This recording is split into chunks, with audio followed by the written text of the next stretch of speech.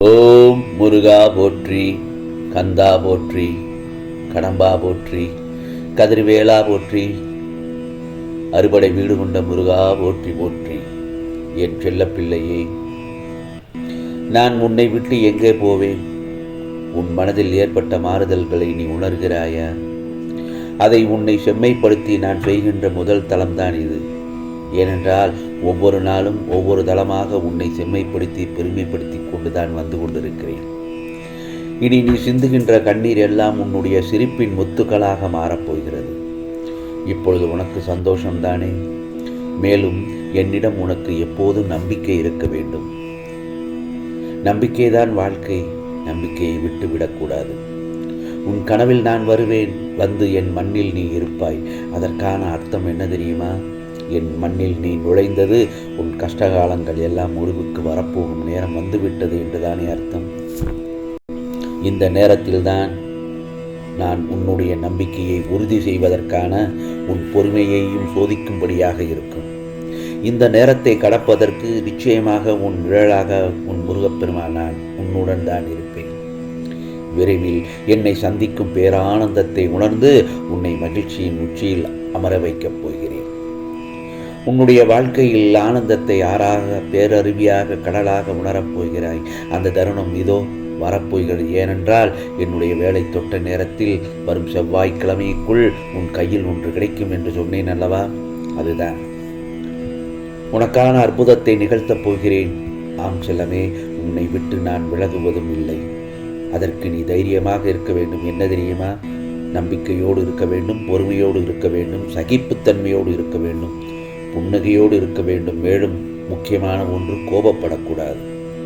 வாழ்க்கை மலரும் பூத்து குலுங்கும் ஆனந்தம் எது வந்தாலும் எதிர்த்து போராடு, துணிந்தில் உனக்கானது நிச்சயமாக நடக்கும். ஏனென்றால் இது முருகப்பெருமானின் அருள் வாக்கு.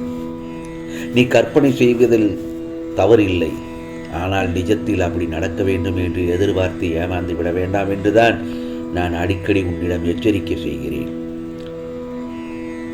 இந்த முருகப்பெருமான் ஒன்று சொல்கிறேன், கேட்டுக்கொள். கற்பனைக்கும் நிஜத்திற்கும் நிறைய வித்தியாசம் இருக்கிறது. கற்பனையில் உனக்கு சுகமான இன்பத்தை மாயை என்று நிறைந்த தோற்றத்தில் தான் தரும் கற்பனை. ஆனால் நிஜத்தில் வந்து எது சாத்தியமோ, எது உனக்கு விதிக்கப்பட்டிருக்கிறதோ அதுதான் நடக்கும். புரிகிறதா? இப்பொழுது கற்பனைக்கும் நிஜத்திற்கும் உனக்கான வித்தியாசத்தை நான் உணரச் செய்வேன். அதை வாழ்க்கையில் நடைமுறையும் படைத்துவேன். அதை நீ அந்த தருணத்தில் உணர்ந்து, முருகா, என்னை நீ கற்பனைக்கும் நிஜத்திற்கும் வித்தியாசத்தை ஏற்படுத்தி விட்டாய். நீ சொல்படி நான் கேட்டுக்கொள்வேன். ஆகவே கற்பனையை நினைத்து நிஜமான நேரத்தை தொலைக்க மாட்டேன் என்று என்னிடம் உறுதி செய்கிறாய். எது எப்படி நடக்குமோ, எப்போது நடக்குமோ என்று உனக்கு தெரியாதானே? ஆனால் இந்த முருகப்பெருமானுக்கு நன்றாக தெரியும். எல்லாம் நன்றாகவே நல்லதாகவே நடக்கும். என் செல்லப்பிள்ளையே, நீ நோய் நொடி இல்லாமல் நல்ல வாழ்க்கையை வெற்றியுடன் வாழப்போகிறாய். இது என் பிள்ளைக்கு நான் கொடுக்கும் வாக்குறுதி. என் வாக்குறுதி என்பது என் உயிருக்கு சமமான வார்த்தைகள். அதனால் அதை நிச்சயம் நிறைவேற்றுவேன். அதுவும் நீ என்னுடைய செல்லப்பிள்ளை. உன்னை ஒருபோதும் தனித்து விட மாட்டேன். உனக்கு பக்கபலமாய் நான் உன் அம்மாவாகவும் அப்பாவாகவும் என்று உன்னை கையில் வைத்து என் உயிராய் வாழ வைப்பேன். என் செல்லமே, எப்போது நீ என்னை முருகா என்று ஏற்றுக்கொண்டாயோ, எப்போது என் நாமத்தை முருகா என்று உனது நாவில் உச்சரிக்க தொடங்கினாயோ, அப்போதே உனது கர்ம வினைகள் போக்கிவிட்டேன். கவலைப்படாமல் இரு. எல்லாவற்றையும் நான் பார்த்துக் கொள்கிறேன். அதே நேரத்தில் எல்லாம் உடனடியாக நடந்து விட்டால் ருசி இருக்காது. நீ அவசரப்படாமல் எதையும் உடனடியாக எனக்கு கிடைக்க வேண்டும் என்று மட்டும் நினைக்க வேண்டாம். உனக்கானது எப்பொழுது எங்கே எந்த இடத்தில் கிடைக்க வேண்டுமோ அதை நான் உனக்கு கண்டிப்பாக தருவேன். அதுவரை சற்று பொறுமையாக இருக்க வேண்டும். ஏனென்றால் இலகுவாக கிடைக்கும் பொருள் உனக்கு அதனுடைய அருமை தெரியாது. எப்பொழுதுமே அதுதான் சொல்வது. அதுதான், இலகுவாக எதுவும் கிடைத்தால் அதற்கு அருமை தெரியாது. அதற்கு தான் சொல்வார்கள், தானத்தோடு கொடுக்கும் பொருளை சிலர் வாங்கி கீழே போட்டு விடுவார்கள். நீ நன்றாக பார்த்திருப்பாய். கிரிவல பாதையில் செல்லும் பக்தர்கள் அங்கே கிடைக்கும் உணவை சிலர் வாங்கி அவர்களுக்கு தேவைப்பட்டால் சாப்பிடுவார்கள், இல்லை என்றால் கீழே போட்டு விடுவார்கள். அது மிகவும் தவறு. இலகுவாக அவர்களுக்கு கிடைக்கும் பட்சத்தில் அதனுடைய அருமை தெரியாமல் அதை அவர்கள் கீழே உதாசீனப்படுத்துகிறார்கள்.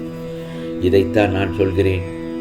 எதையும் இலகுவாக கிடைக்கும் பொருள் சற்று நன்றதாக இருக்க வேண்டும் என்றுதான். படிப்படியாக நீ நினைத்ததற்கு மேலாக உயரப்போகிறாய். நிச்சயம் விடியும். பொறுமையாக இரு. விடியலுக்காக காத்திரு. கலங்க வேண்டாம். நான் உன்னை கைவிட மாட்டேன். உனது கண்களில் இருந்து நீர் வழியக்கூடாது. என் மீது பாரத்தை சுமத்தி விட்டாய் அல்லவா? பிறகு எதற்காக கவலைப்படுகிறாய்? நான் இருக்கிறேன். ஆகவே இந்த முருகப்பெருமான் நீ செல்லும் இடமெல்லாம் நான் உன் நிழலாகத்தான் இருக்கிறேன். நினைத்த இலக்கை நோக்கி நிற்காமல் நகர்ந்து கொண்டு சென்று கொண்டே இரு. நிச்சயம் உன் இலக்கு உன் வசமாகும். உன்னோடு நான் இருப்பதை என்னோடும் என்றும் மறந்து விடாதே. நானே வியக்கும் வகையில் நீ எனது சொல் கேட்டு நட்புடன் அன்புடன் கோபங்கள் தவிர்த்து நடந்து கொள்கிறாய். உன்னை பார்க்கும்பொழுது எனக்கே பெருமிதமாக இருக்கிறது. நம்பிக்கையோடு இரு. என்னை நம்பியுள்ள பக்தனுக்கு என்ன கேட்டாலும் தருவேன். ஆம் செல்லமே, அதற்கு முன் அந்த அதீத சக்தியை தக்க வைத்துக் கொண்டு பத்திரமாக இந்த உலகத்தின் முன்னேற்றத்திற்காக பயன்படுத்துவானா மாட்டானா என்பதையும் நான் சோதிப்பேன். ஆகவே நான் சோதிப்பதில் உன்னுள் பொறுமை நம்பிக்கை இருந்தால் உனக்கு வேண்டியன எல்லாம் நான் கொடுத்து கொண்டே இருப்பேன். நீ நினைத்தது எல்லாம் கைகூடி வரும். நீ அழுததெல்லாம் போதும். ஆம் செல்லமே, பல நாட்களாக நீடித்த உன் பிரச்சனைகள் எல்லாம் முடிவுக்கு வந்துவிடும். பயமின்றி செல். நீ கேட்டதையெல்லாம் கொடுக்க ஒரு அவதாரமாகவே நான் வருவேன். என்னுடைய சத்திய வாக்கு இது என்றும் பொய்யாகாது.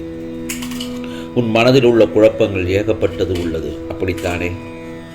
உண்மைதானே? கவலைப்படாதே. எல்லாம் பனிபோல் விலகப் போகிறது. போனவர்களை பற்றி நீ கவலைப்படவே தேவையில்லை. உன் அருமை தெரிந்தவர்கள், உன்னை விட்டு விலகிச் சென்றவர்கள் தானாகவே திரும்பி வருவார்கள். ஆம் செல்லமே, நீ ஜெயமாக வாழ்வாய். யாரிடமும் அதிகம் பேச வேண்டாம். அதனால் பிரச்சனைகள் தான் அதிகமாகும். உன் குணம் மற்றவர்களுக்கு புரியும் காலம் வந்துவிட்டது. உன் வாழ்க்கை களை கட்டப் போகிறது. எனது வாக்கு என்னும் பொய்யாகாது என் செல்லமே. ஆகவே நீ மனம் போல் வாழப்போகிறாய். விலகுபவர்களை விட்டு விரும்பி வருபவர்களை ஏற்றுக்கொள்.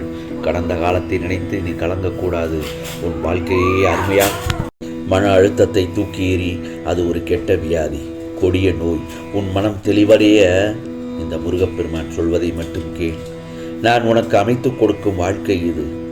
உனக்கே உனக்கான வாழ்வு, மகிழ்ச்சியான வெற்றியான வாழ்வு நிச்சயமாக நடக்கும். என்னுடைய வேலை தொட்ட நேரத்தில் உனக்கானது எல்லாம் நிச்சயமாக நல்லது நடக்கும். உன் கையில் ஒன்று கிடைக்கும். ஆம், இது முருகப்பெருமானின் அருள் வாக்கு, சத்திய வாக்கு. ஓம் சரவண பவ. ஓம் சரவண பவ. ஓம் சரவண பவ.